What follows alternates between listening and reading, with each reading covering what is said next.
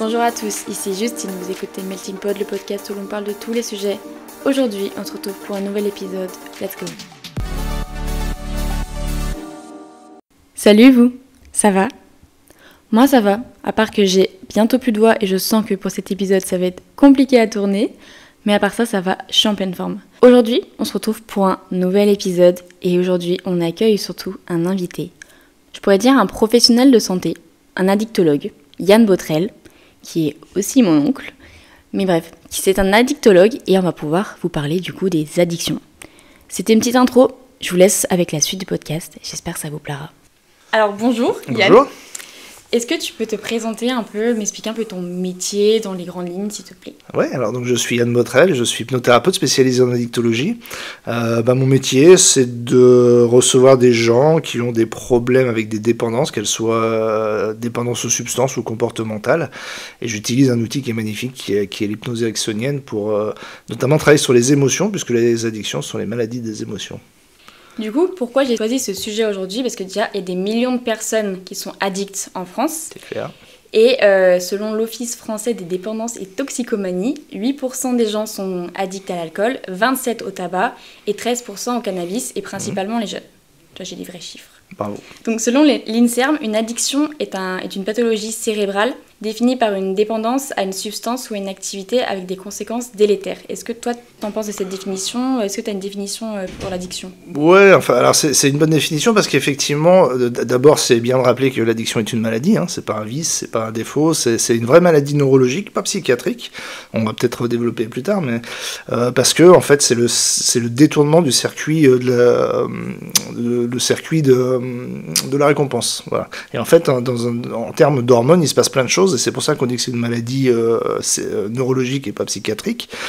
C'est une maladie qui est chronique, c'est-à-dire que ça ne se guérit pas, mais ça se soigne.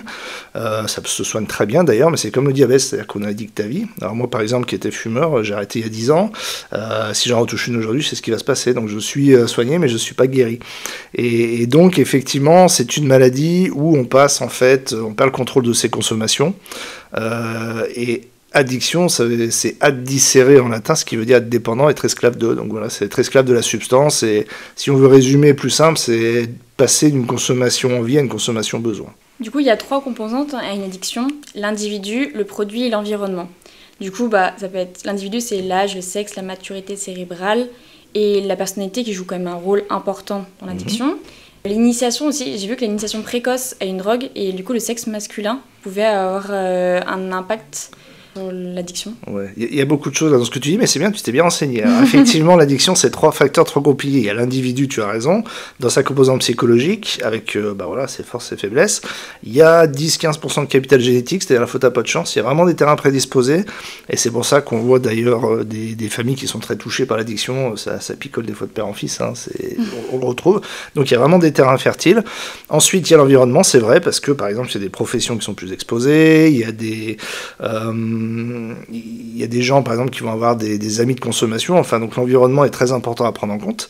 Et puis après, oui, il y a le produit en lui-même. C'est dis-moi ce que tu consommes, je te dirai comment tu fonctionnes. C'est-à-dire que si tous les deux, là, on essayait 15 produits, de la cocaïne, de l'héroïne, etc., toi, tu accrocherais peut-être pas les mêmes que moi, parce qu'ils nous apportent en fait un bénéfice secondaire. Et l'enjeu dans la thérapeutique, c'est de trouver quel bénéfice secondaire nous apporte le produit pour justement compenser par autre chose et pas rechuter. Alors après, pour ta question qui en est une autre, c'est vrai que plus on commence jeune, plus on a des chances d'être addict à une substance, parce que le cerveau est mature à peu près à 25 ans, et plus on commence jeune, plus c'est un signe de gravité. Sachant que on arrive à avoir des gamins de 10-11 ans qui sont addicts très forts, par exemple, au cannabis. Derrière, en général, il y a quand même une pathologie psychiatrique associée. C'est pas neutre d'être addict à 10 ou 11 ans quand même. Oui, ok. Mais du coup, on n'est pas tous dépendants de la même manière à une drogue.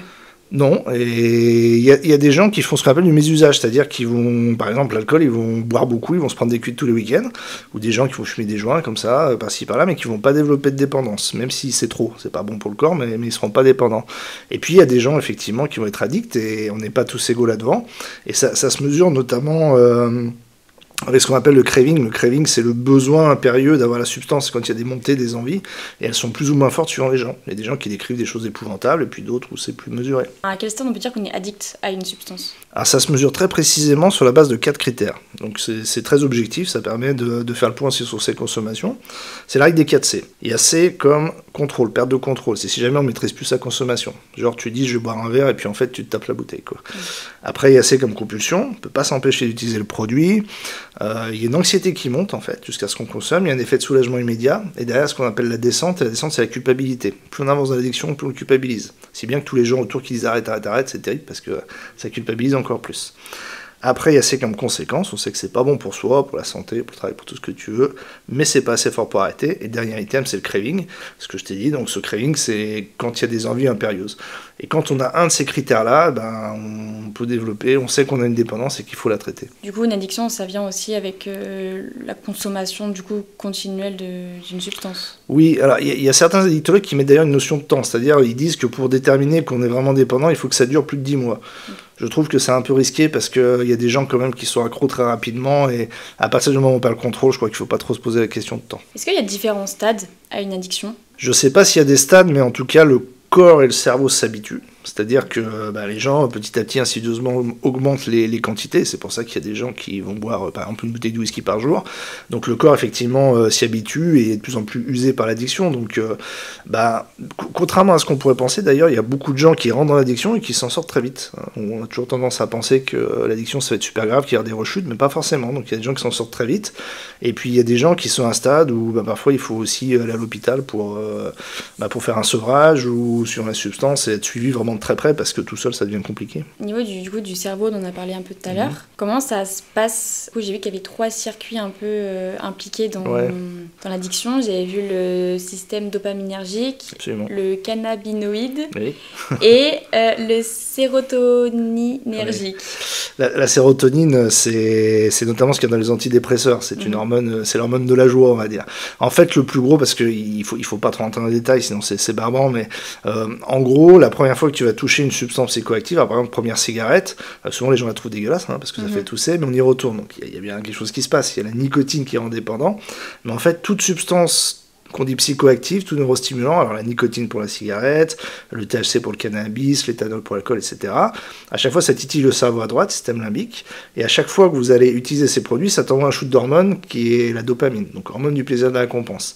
Donc le cerveau, lui, il adore ça. On s'en aperçoit même pas toujours, donc il réclame sa dose. Donc on y retourne pour avoir son shoot de dopamine. Sauf qu'au normalement, le cerveau, il veut que tu augmentes les doses pour lâcher le shoot. Donc c'est pour ça qu'on passe d'une cigarette au paquet ou d'un verre à la bouteille. Et sauf qu'au normalement, le cerveau il se rend compte qu'on surproduit la dopamine et que c'est pas normal. En plus, alors, si on prend la cocaïne par exemple, on va sécréter de l'adrénaline, qui est une hormone qui booste, on va sécréter la sérotonine, parce qu'il y a dans les antidépresseurs, donc ouais, tu vois, on va chercher quelque chose. Et donc le cerveau il coupe ce circuit-là, la dopamine, il n'y en a plus dans le corps, et c'est là où finalement on rentre dans le piège, c'est-à-dire qu'on passe de la consommation envie à la consommation besoin, et qu'on prend de moins en moins de plaisir à consommer en fait. Et par contre, le corps est bien fait, à partir du moment où on arrête les addictions, au bout de 6 mois, les hormones se remettent en place, et puis de nouveau, on est quand même mieux, quoi. Plus on consomme et si on devient vraiment addict, au final, on prend même plus de plaisir. Forcément, c'est juste de la dépendance et de l'envie. C'est le piège de l'addiction, c'est-à-dire qu'il y a souvent, dans la première prise, un effet waouh. Il y a des gens qui te disent mon premier high de coke, ça a été le plus beau jour de ma vie, on se sent bien, tout puissant. Et puis plus on rentre dans la consommation, moins on a ces effets-là. Donc on augmente les doses pour essayer de rechercher les effets premiers. Ça fonctionne jamais, et c'est pour ça aussi qu'on a des gens qui switchent d'un produit à l'autre, c'est-à-dire qu'ils disent moi j'ai arrêté de fumer, je suis content, mais par contre qu'est-ce que je picole, quoi. Il y a un transfert d'addiction, on essaye de rechercher autre chose, quoi. Par exemple, on dit souvent, même quand on arrête de fumer, on mange plus et on prend du poids. Donc on peut transférer même sur l'alimentation aussi. Oui, on peut. Alors des gens par exemple qui vont dire j'ai pris 15 kilos en arrêtant de fumer, effectivement souvent on peut supposer qu'il y a un transfert d'addiction, notamment au sucre, parce que le sucre c'est une vraie substance psychoactive.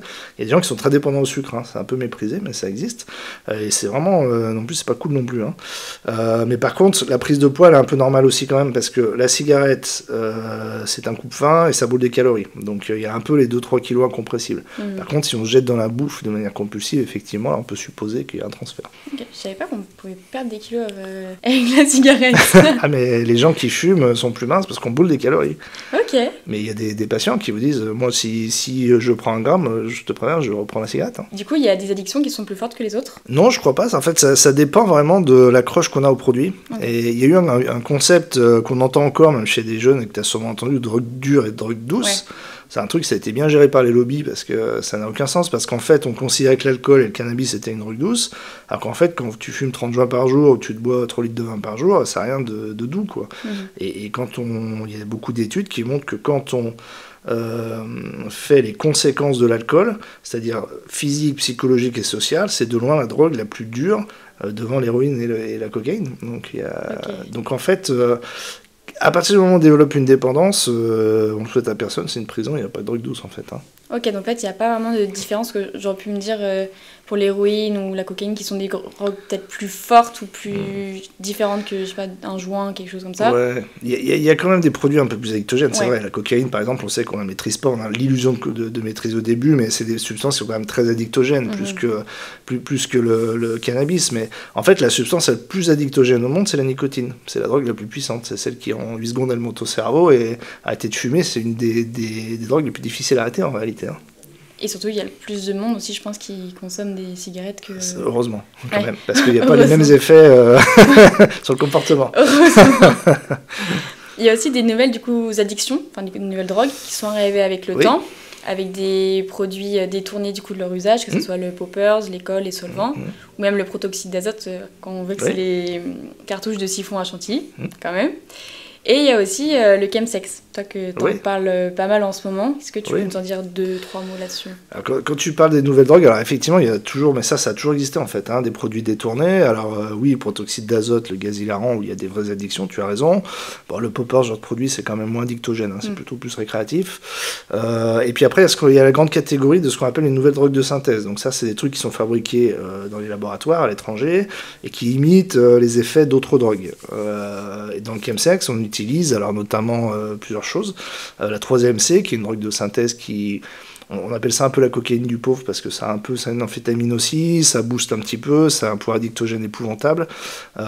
C'est utilisé dans des marathons sexuels, on ressent plus la fatigue, ça désinhibe, c'est antactogène, c'est-à-dire qu'on a l'impression que nos sens sont décuplés. Et parfois, c'est associé à du GHB. Alors, le GHB est interdit en France, c'était un produit anesthésique. Aujourd'hui, c'est du GBL, c'est des choses qu'on trouve dans les magasins de bricolage, par exemple. Donc là, tu as un détournement et ça se transforme en GHB dans le corps.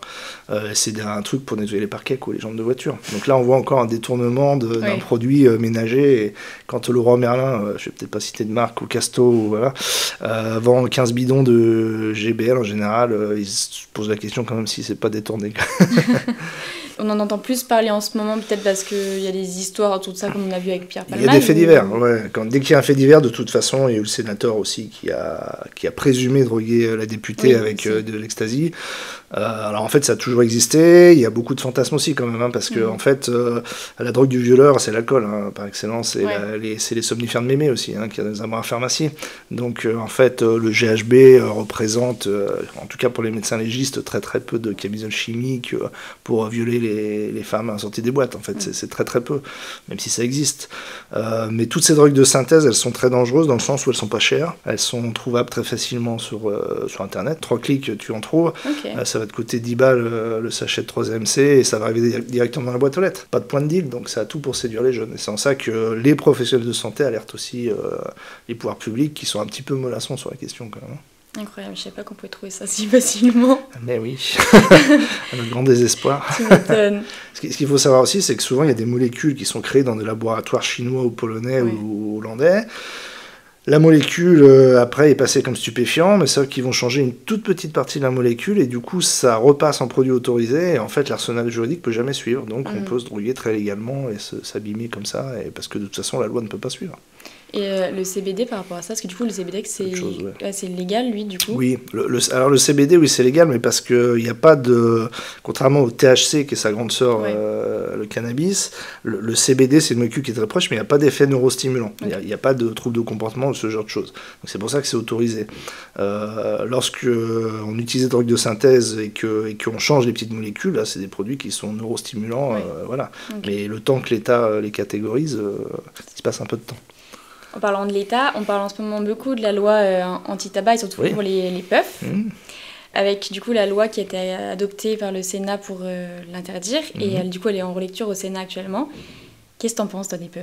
C'est une aberration, les puffs. Hein. Tout est fait pour que ce soit une porte d'entrée au tabac. Le packaging, hein, c'est rose, c'est sucré, c'est tout ce qu'on veut. En fait, la cigarette électronique est un super outil pour se sevrer en tabac. Il y a des gens qui n'arrivent à se sevrer que par la vapoteuse. Et c'est toujours mieux parce qu'il n'y a pas les goudrons, etc. Donc c'est une porte de sortie du tabac. La puff, c'est l'inverse. Les consommations de tabac diminuent chaque année chez les jeunes. On essaie de les remettre dans le circuit en leur vendant ce genre de choses, quoi. Alors, en plus, c'est une aberration écologique. Et il peut y avoir des concentrations en plus incroyables sur la puff. Hein. Une puff, c'est 40 cigarettes hein, sur le plus fort du dosage. Donc ça, c'est une aberration et c'est bien. Heureusement que ce soit fini. Sauf qu'ils ont déjà leur plan B puisqu'on trouve déjà des sachets de nicotine par bonbon, par petite capsule. Bon, on aura plein d'autres merdes qui vont arriver. Hein. C'est sûr.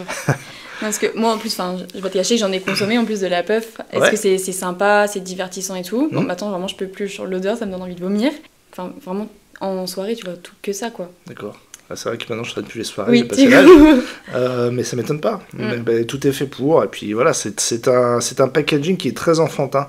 Et d'ailleurs, c'est un peu la même problématique sur le protoxyde d'azote, parce qu'on prend des ballons, c'est du gaz hilarant, on voit ça sur les réseaux sociaux, ça fait super sympa, on rigole, alors qu'en fait ça fait des dégâts neurologiques pas possibles. Donc, oui, la puff est un produit que je considère comme dangereux, je suis pas le seul. Mais... Quelles sont les conséquences à une addiction ?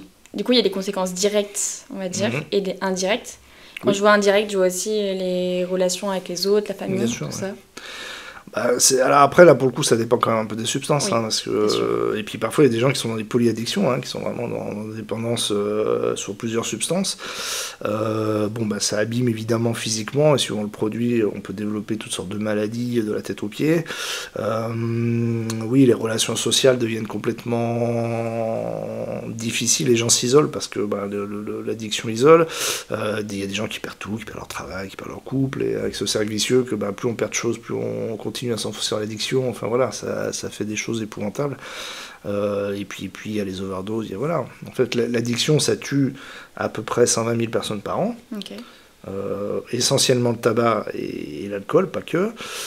Il y a plein d'overdoses qui passent un peu inaperçues aussi. Et donc, tu vois, par exemple, c'est le double de la Covid. Au plus fort de la pandémie, il y a eu à peu près 60 000 morts sur une année. Chaque année, les addictions, c'est le double de la Covid. On n'en parle pas autant qu'à l'époque du Covid. Et puis ça fait longtemps que ça dure. Mais ça aurait bien plutôt diminué, parce qu'aujourd'hui, on a fait quand même des efforts de prévention sur l'alcool, par exemple. Aujourd'hui, on sert plus de vin rouge à la cantine, mais c'est pas si vieux. Tu vois. Donc voilà, il y a quand même des prises de conscience, mais il y a toujours des nouvelles substances qui arrivent. Celui qui pense qu'il va éradiquer la drogue, il n'est pas encore né. Il y a des fois des postures politiques. On sort les bras, mais sauf que la vérité, c'est qu'il n'y aura jamais de société sans drogue. Ça fait partie de la société, et c'est comme ça depuis la préhistoire. Et ça va continuer. Il y a toujours des nouveaux produits, donc il faut s'adapter. Et surtout, il faut faire la prévention. La répression ne sert absolument à rien dans les addictions. Tu penses que c'est une question aussi de lobby, que ça arrange que les gens... Il y a des lobbies qui sont très forts. Le lobby de l'alcool est très très fort. Le lobby de la cigarette l'est quand même aussi. Quand on a un ancien ministre qui dit que le vin est un alcool pas comme les autres et qu'on ne peut pas être dépendant au vin, c'est juste une aberration, mais c'est quelqu'un qui est très porté par les lobbies, par exemple, ce type-là. Donc oui, il y a eu passé un moment aussi, l'OMS disait que, ou alors c'était en France, on disait qu'il fallait pas plus de 2 verres par jour, mais pas tous les jours. Enfin, et le pas tous les jours, en fait, il est négocié par les lobbies du vin aussi, parce que faut pas dire il faut qu'on puisse boire quand même un peu. Tu avais peut-être entendu aussi à une période où on disait que le vin rouge était bon pour le cœur. Un petit vin rouge, c'était des études qui étaient payées par les lobbies de l'alcool. La vérité, c'est que le foie ne sait pas synthétiser l'alcool à la première goutte, donc l'alcool est physiquement mauvais. Après, il y a une fonction sociale. Mais il y a ça aussi, pourtant, à l'époque, s'il n'y avait pas un verre de vin rouge à table, à l'époque, c'était aberrant, quoi. Oui, et puis, mais de toute façon, l'alcool est omniprésente. Moi, l'un des freins, souvent, de mes patients, quand ils doivent arrêter l'alcool, la première préoccupation, c'est qu'est-ce que je vais dire aux autres. Ça peut paraître fou quand on est... mais parce que c'est vrai qu'aujourd'hui, si vous dites je bois pas d'alcool, vous êtes un peu un martien. C'est-à-dire que les gens disent mais si t'arrives, t'es pas drôle. Il y a toujours cette notion-là que... Une femme, t'es enceinte directement. Oui, voilà. Donc il y a encore plein d'idées reçues et l'alcool est omniprésent. Donc, et l'alcool a une fonction. Il ne s'agit pas d'arracher les pieds de vigne, personne ne demande ça. Mais simplement, les 5% qui tombent dépendants de l'alcool, c'est épouvantable. Il faut faire la prévention. Est-ce qu'on peut sortir d'une addiction ? Heureusement, oui. Il faut un peu d'espoir quand même. Et quelles sont les méthodes pour sortir aujourd'hui d'une addiction ? Alors d'abord s'attaquer à ces 3 piliers dont on parlait au départ, c'est-à-dire prendre en compte la psychologie de la personne, prendre en compte son environnement, et puis après traiter le produit. Il y a par exemple 2 substances quand même qui sont dangereuses si on fait un sevrage brutal, c'est l'alcool et les benzodiazépines, c'est des médicaments, des tranquillisants. Donc parfois les sevrages doivent se faire vraiment médicalement assistés, donc il y a les armes, j'allais dire, médicamenteuses. Et on peut être accro du coup aux médicaments qu'on prend après. Bien sûr. Mais paradoxalement, par exemple, pour un sevrage en alcool, il faut prendre une benzodiazépine, qui est le Seresta, c'est souvent commercial. Et les benzodiazépines, c'est des molécules qui sont addictogènes aussi. Donc cercle vicieux un peu. Voilà, c'est comme ça. De même qu'il y a des gens qui vont se faire opérer, ils vont avoir tout ce qui est tramadol, des opiacés, des antidouleurs, et puis on s'aperçoit que 2 ans après, leur médecin généraliste leur prescrit encore sans se poser plus de questions que ça. Alors, et puis parce qu'en fait, on a développé une addiction aux opiacés.